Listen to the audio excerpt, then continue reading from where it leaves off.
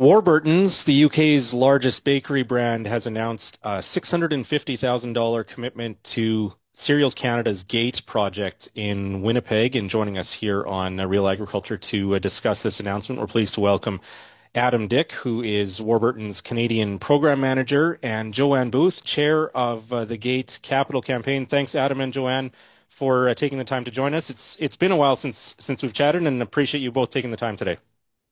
It's great to be here. Thank you. Thanks for having Adam, us. can you Adam, can you fill us in on the why Warburton's sees this as something important to invest this amount of money in?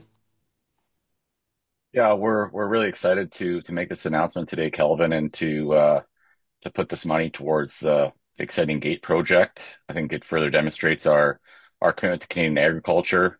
Um, Cereals Canada has a very special place for Warburtons. It's where we do all of our testing of Canadian wheat that we're contracting with Western Canadian farmers.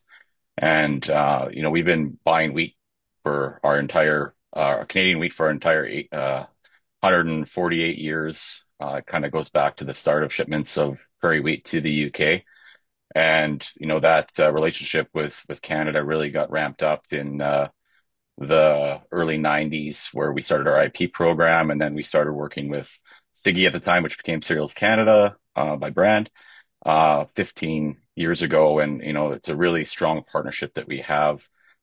They are our home away from home, and we do a lot of really exciting work. And we think that the work that they do for the Canadian industry is massive, especially in these turbulent times. The market access things, the market development. They're keeping those markets open and growing for Canadian farmers and for the Canadian grain industry. So, really exciting to put this money towards the Gate project, where we hopefully have a new building in a short amount of time here, where we can build and make something even better. Joanne, Adam just mentioned the Canadian International Grains Institute, and of course, in introducing you, I could have also mentioned that you're the former CEO of Siggy, and of course, very familiar with this connection between Warburton's and Cereals Canada or Siggy in the past. Can you speak to what this investment means for the Gate project from your position? It's just a tremendous investment from Warburton's. You know, Spending 5 years as CEO at Siggy, which then became Cereals Canada, we had looked at a new facility. So this new facility has been about 15 years in the making.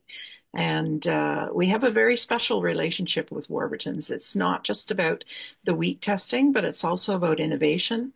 During my time at Siggy, Warburton's did some excellent research on the use of pulses into their baked products. And so we've had a lot of experience working with Warburton's and not just on the day-to-day operations in terms of making sure that their quality is what they want and doing the testing for them, but working on the innovation piece as well. So we're really pleased that they're supporting this project with us. Adam, one of the questions that we've heard from some people in the audience with this project being announced about a year ago now is that why why would companies work with Cereals Canada and Gate on this type of work instead of doing it internally? Can you speak to why Warburton's chooses to work with Cereals Canada and why you have this, as you referred to it, home away from home, uh, together with Cereals Canada in downtown Winnipeg?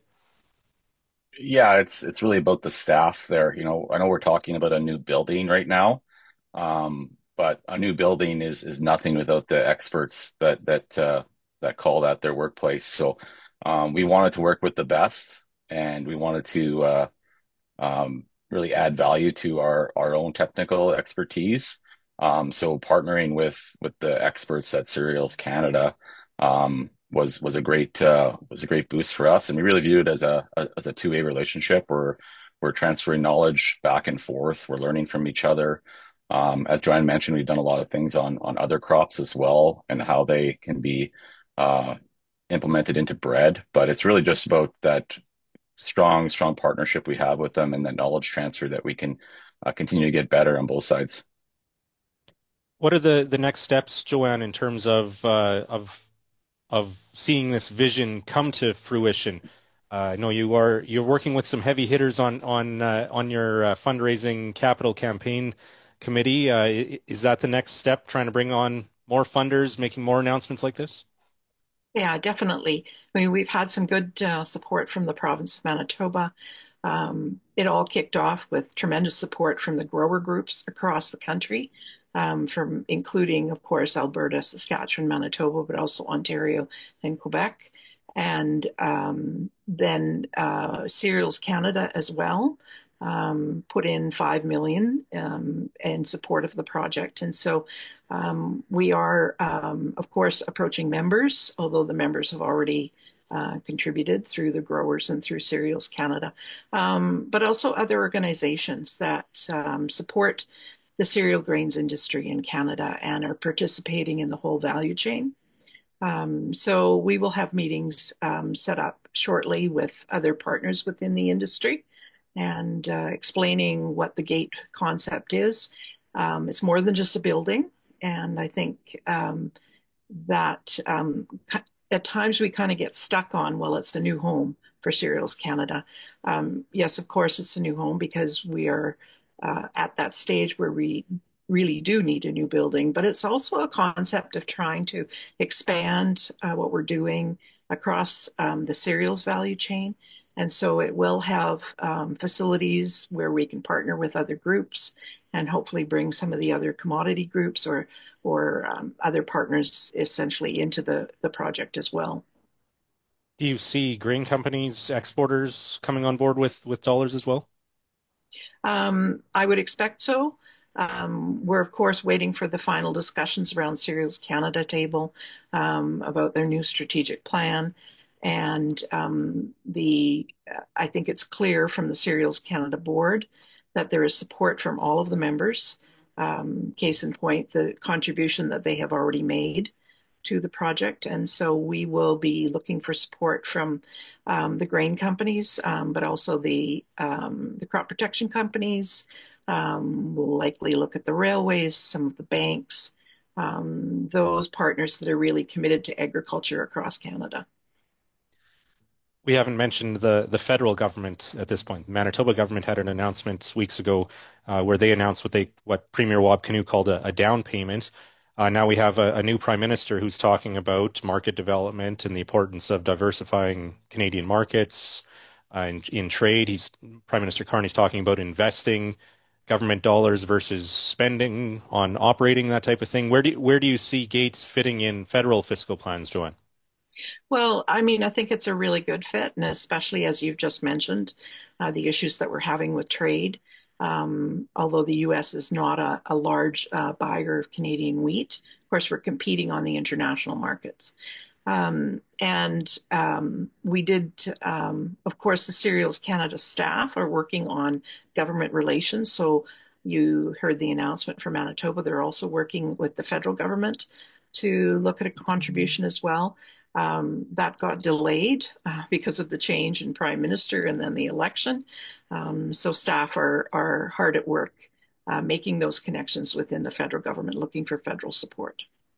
Okay, so is that kind of being looked after by Cereals Canada, whereas the capital campaign is working more with industry?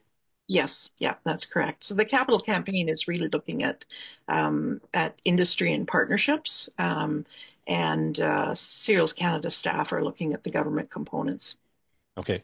Is there a timeline, Joanne, in terms of this project coming to fruition, deadlines in terms of fundraising, or when we might see milestones in terms of more details announced, location, that type of thing?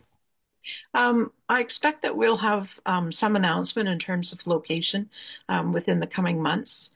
We're hoping that we can get most of the industry support by the end of this year.